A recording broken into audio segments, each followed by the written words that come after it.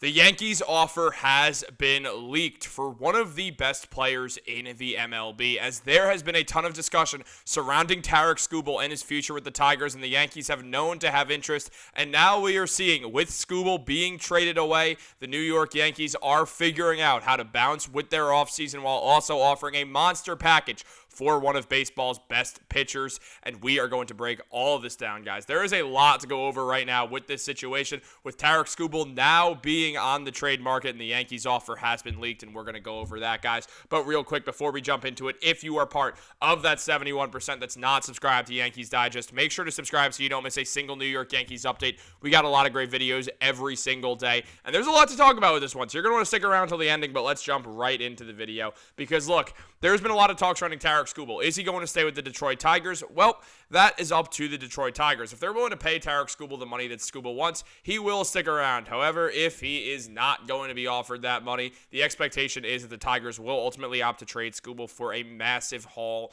of young prospects and others as well. And with this, the New York Yankees have been one of the teams that have long had interest in Skubal, and now we are seeing this all start to happen, as a new report has come out from SNY that the Tigers have an even steeper hurdle to climb in contract extension talks with ace Tarik Skubal. The gap between the two sides is larger than initially believed, according to John Heyman of the New York Post. Heyman notes that Detroit's offer to Skubal a year ago was 4 years and below $80 million, less than half of the $170 million that Gerrit Cole received on his 6-year pact with the Boston Red Sox. Skubal just had a year, or is just a year away from free agency, and still is a huge hill to overcome. But the possibility exists that Detroit will make up one of the top pitchers in the game, and they'll make him available via trade this offseason while seeking a massive haul in return. With John Heyman saying, it turns out the Tigers' offer a year ago to Skubal was below $80 million for 4 years. It was only reported here originally that would be less than the $170 million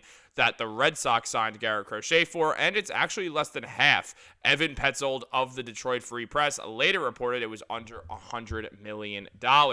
And now things are getting crazy, because with that money, I mean, Tarik Skubal in free agency, the man's set to make a good $400-something million.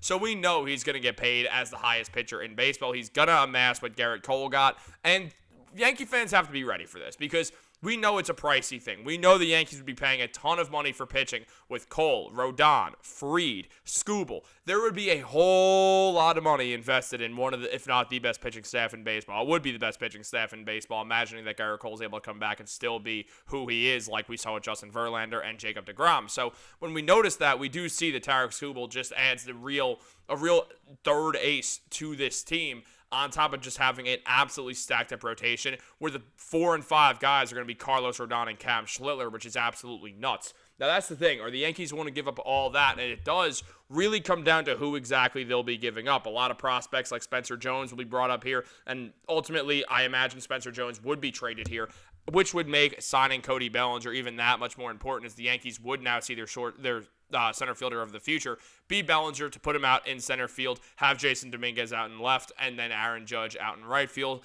Or, obviously, depending on how Judge comes back from this elbow injury, of course, but the expectation is that he will be able to be playing the outfield going forward, which is huge news. But there is a lot to think about with this situation. There's a lot to think about with Cody Bellinger, with just trying to bring in Skubal as well. How much will the Yankees really be willing to offer? Well, the thing is, we know Skubal is as good as anybody in baseball. The man had a 2.21 ERA last season with 241 strikeouts and 195 innings pitched, had a whip of 0.891. The man is completely and utterly a phenomenal talent in the MLB. He's the best pitcher in the American League and one of the best pitchers in baseball overall. He's right up there with Paul Skeens, and there's just a lot of questions surrounding how exactly you trade this man, because he is going to get a absolute godfather offer. The question is, how do the Yankees go out there and pull that off is the real thing that we have to consider here. He's also a phenomenal playoff performer with an ERA of 2.04, having 56 strikeouts in his 6 postseason appearances in his career.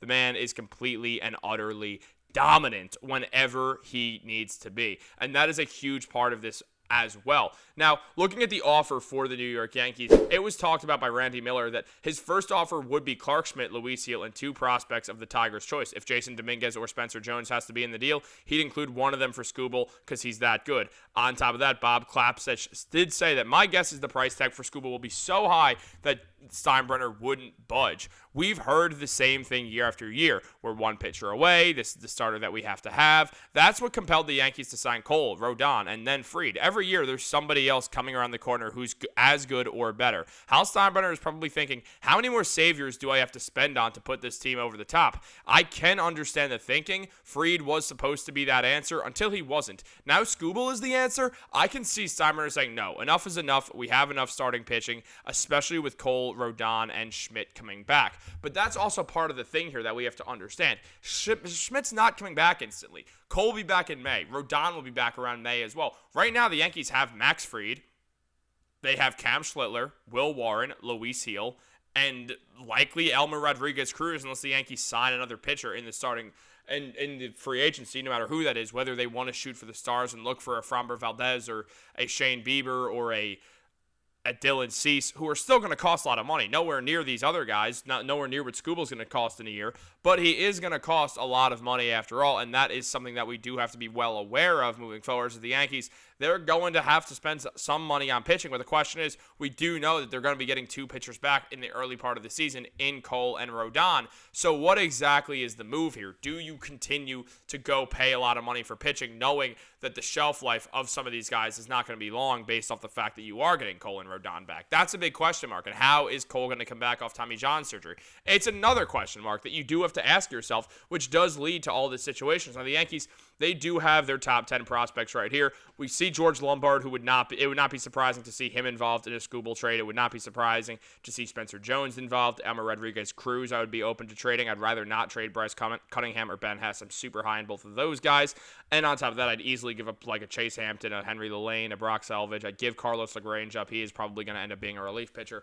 But it does make you wonder. Say the Yankees don't go out there and get Skubal. They're likely going to look into one of these prospects for that 5-hole pitching, and it's likely going to be Elmer Rodriguez Cruz. Cruz is expected to come up in 2027, but with everything surrounding him, it would not be shocking to see him show up a little bit early. Now, we do see Brock Selvage is someone who could also come up in the 2026 area, who the Yankees might decide to go with instead, or a Chase Hampton. The Yankees will look to one of those guys as well. So there are a lot of different options the Yankees have here. They could sign someone, they could bring up one of their prospects, or they could swing for the absolute fences and go and get Tarik Skubal. The other question here is, if you trade for Skubal, how do you prevent another Juan Soto situation where you have Skubal for a year and another team goes out there and signs him? That's the big fear that we have to be aware of. There is a world where that ultimately happens, where the Yankees ultimately do trade for Skubal, give away a ton of prospects, and then before you know it, boom, he's gone, he leaves, he goes to the Mets, he goes to somewhere else, wherever it may be.